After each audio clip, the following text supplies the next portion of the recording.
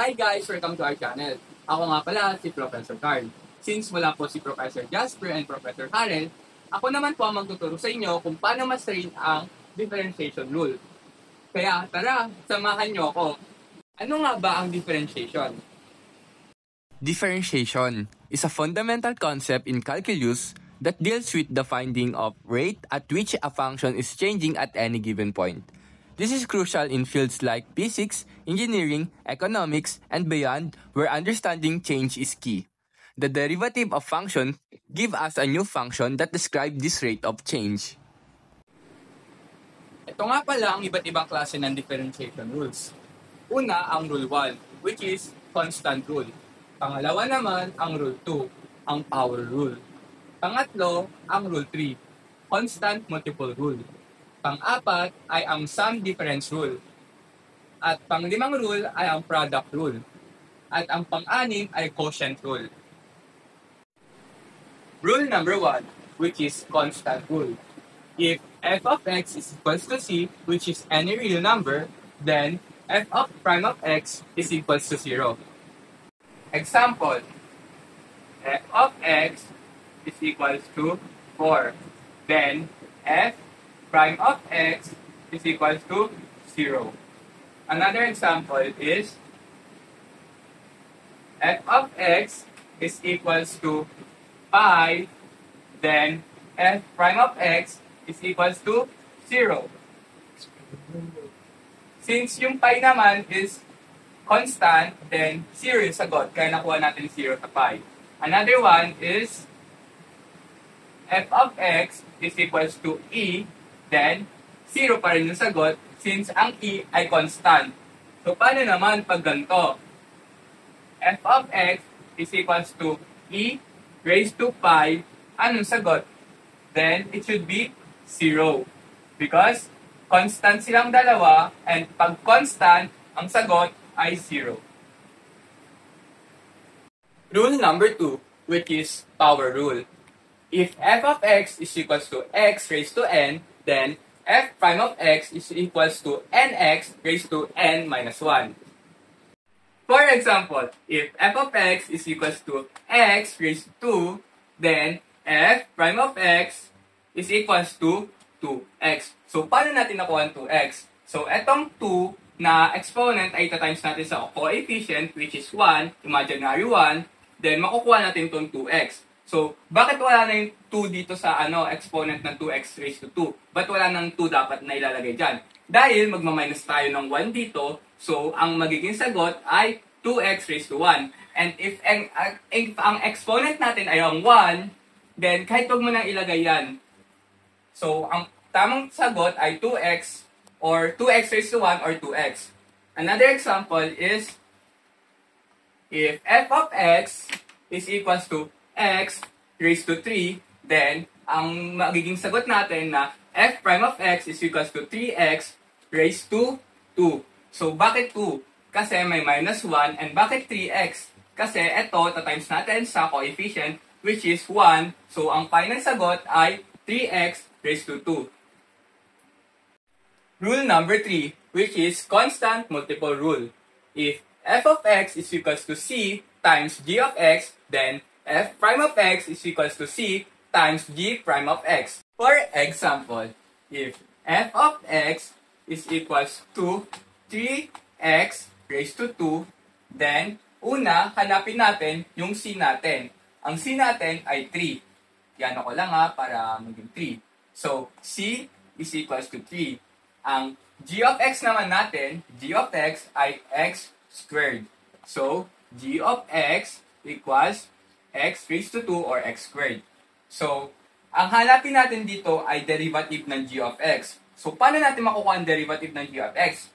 Yung sinabi ko kanina, i-apply natin yung power rule. So, anong power rule ng x squared? So, derivative ng g of x, gagamit tayo ng power rule ng x squared, yung tinuro ko kanina, which is 2x. So, if ang f of x is equals to 3x raised to 2, then f prime of x is equals to 3 times, anong derivative ng g of x natin, is equals to 2x. Yan na po ba ang tamang sagot? O ang final na sagot? Hindi pa. Bakit? kailangan natin i-multiply ito. So, 3 times 2 is equals to 6. Then, bring down x. So, ito ang tamang sagot o ang final sagot.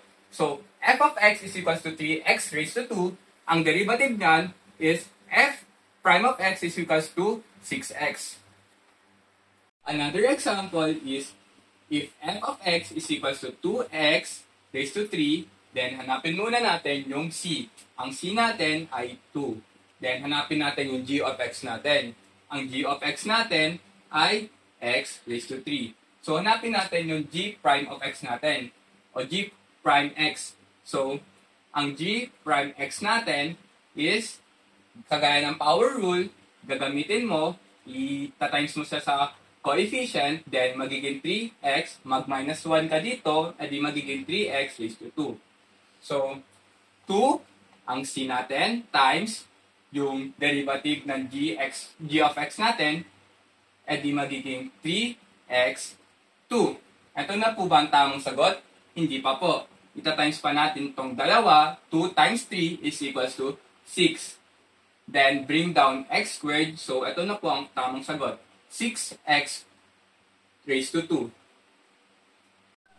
Rule number 4. Sum and difference rule.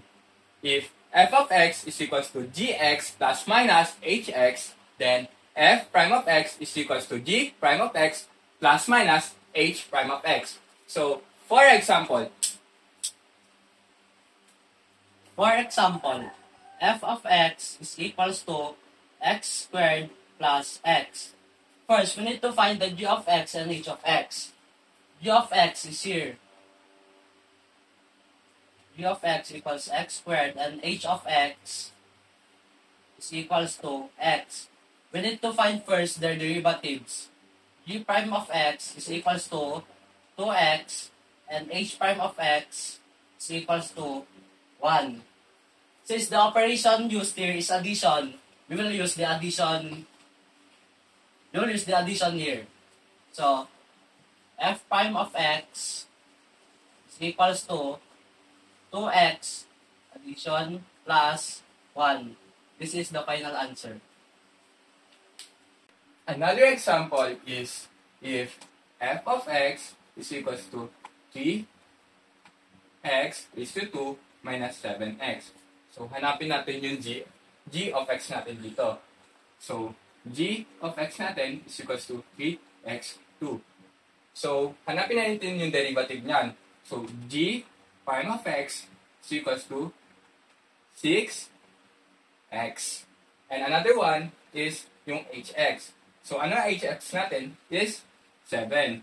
hx is equals to 7x. So, hanapin natin yung derivative na ito. H prime of x is equals to 7. Then, combine it together. So, magiging f prime of x is equals to 6x. Then, anong operation ginamit nila dito? Which is subtraction. So, minus, then, ano yung derivative ng 7x natin? Which is 7. Then, ang final sagot is f of x, f prime of x is equals to 6x minus 7. Rule number 5, product rule. If f of x times g of x, its derivative is f of x times g prime of x plus gx times f prime of x. For example, 2x plus 1 times x squared minus x. So, ang f of x natin dito is 2x plus 1. Then, ang derivative niyan is f prime of x is equals to 2. Then, g of x is equals to x squared minus x. Then, g prime of x, yung derivative niyan, is equals to 2x minus 1. Then, i-substitute natin dito. So, f of x, 2x plus 1, then times derivative of g of x. Derivative niyan is 2x minus 1. Lagyan natin ng parenthesis para hindi tayo malito. Then, plus, ito na natin sa baba ito tuloy, g of x. is equals to x squared minus x. Parenthesis ulit. Times prime f prime of x is equals to 2. So, nilipat ko lang nandito kanina, nilipat ko dito. So, i-expand natin. Magiging 4x squared minus 2x plus 2x minus 1 plus 2x squared minus 2x. Then, combine like terms, then ang magiging final sagot ay 6x squared minus 2x minus 1. Ito na po ang ating final sagot. Another example is f of x is equals to 4x minus 3 times 2x plus 5. So, ang f of x natin dito is equals to 4x minus 3. Then, derivative niya, f prime x is equals to 4x, and derivative nito is equals to 4. Then, ang derivative naman ng g of x, identify natin g of x is this. G of x is equals to 2x plus 5. Then, ang derivative naman niya is g prime x is equals to 2. So, igagawin natin tong formula na to. F of x, and f of x natin is equals to 4x minus 3 times, anong g of x natin?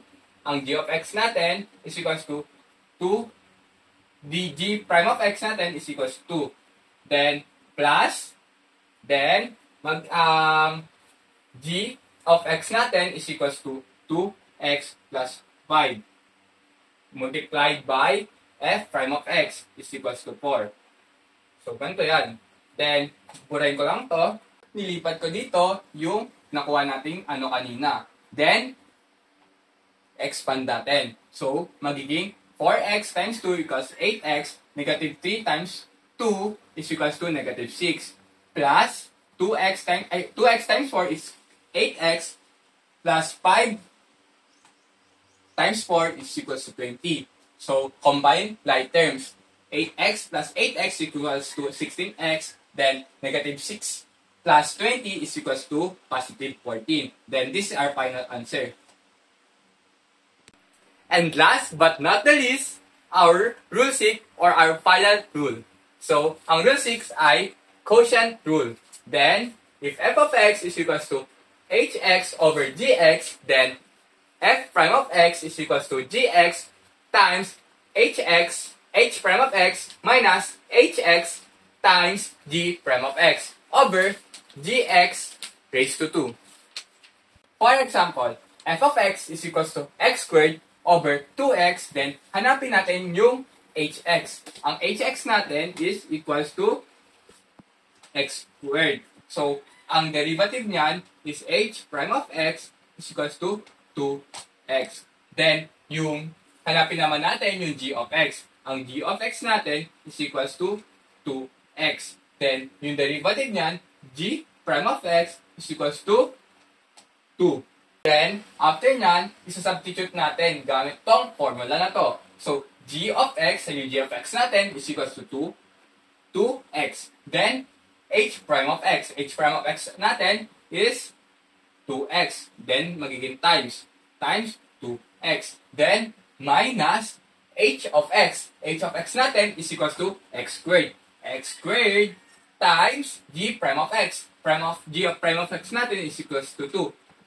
Then, after nyan, over g of x. G of x natin is equals to 2x squared. So, isi-simplify natin at mahanap na natin ang tamang sagot. So, 2x times 2x is equals to 4x squared. Minus 2x squared minus, times 2 is equals to 2x squared. Over 2x parenthesis over 2 is equals to 4x squared. Then, sisimplify pa natin to, magiging 2x squared over 4x squared or magiging 1 over 2 or 1 half. Ang 1 half or ito, this is our final sagot. Another example. If f of x is equals to 3x minus 1 or over 3x. Then, hanapin natin ang h of x natin. Ang h of x natin is equals to 3x minus 1. ang derivative nito ay h prime of x is equals to 3. Then, hanapin natin ang g of x natin. Ang g of x natin is equals to 3x. Then, 3x. Then, ang derivative ng 3x ay g prime of x is equals to 3.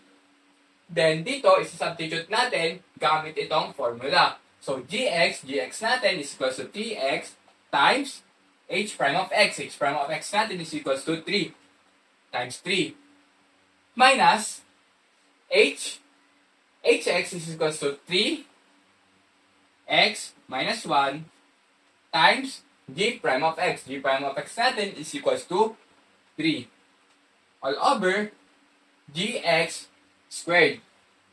Then, ang gx squared natin ay 3x, then 2. So, expand natin to. So, magiging 3x times 3 is equals to 9x. Minus 3x times 3 equals to 9x. Negative 1 times 3, magiging negative 3. Pero may negative dito, so magiging positive 3 siya. All over 9x squared. So, isi-simplify pa natin to. So, magiging 3 over 9x squared or, isi-simplify pa natin, magiging 1 over 3x squared. Ito na po yung final na sagot. So, ang tips ko sa inyo mga kamag-aral ay dapat mag-aral tayo ng mabuti. Una, kailangan talaga natin mag-aral ng mabuti. Pangalawa, ay dapat intindihin natin bawat formula. Isipin natin yung mga bawat formula na yon ay nararapat at kailangan. Kasi pag wala yon, hindi natin mabubuo ang tamang sagot. At pangatlo, maging masaya. Siyempre, hindi naman natin ito masasolve kung nakasimangot tayo. Kaya dapat lagi tayong masaya at maging positive tayo sa buhay. So, bago natin i-end ang ating video, ay may natutunan ba kayo? Dapat may natutunan kayo. Isa-summarize ko ulit ito. Ang ating natutunan at ang aking nilahad ay ang power rule, constant multiple rule, sum and difference, quotient, and product rule. So, sana sa mga 6 na rule na yon ay may natutunan kayo. And maraming salamat at bago natin i-end, sagutan nyo muna sana tong practice na ginawa namin. At nasa huli ng video yung tamang sagot. Paalam!